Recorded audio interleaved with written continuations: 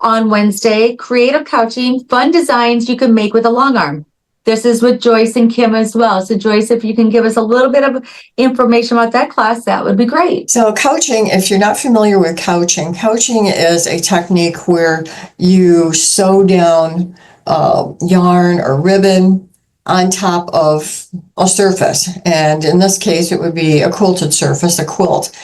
So it's a technique that can be done. Nolting has a couching foot available to feed the whatever you're couching down through the hole. And Kim and I are going to be demonstrating the techniques that you use for how you do couching.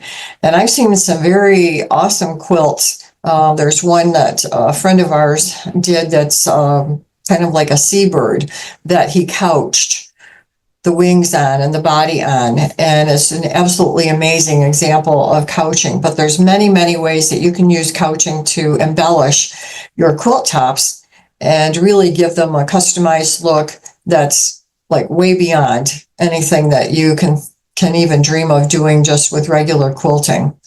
So again, this is a creative technique, and if it's something that you're thinking about trying, come on out to this class and learn the techniques that you would need to practice to do this. I think it'll be a fun class for us all.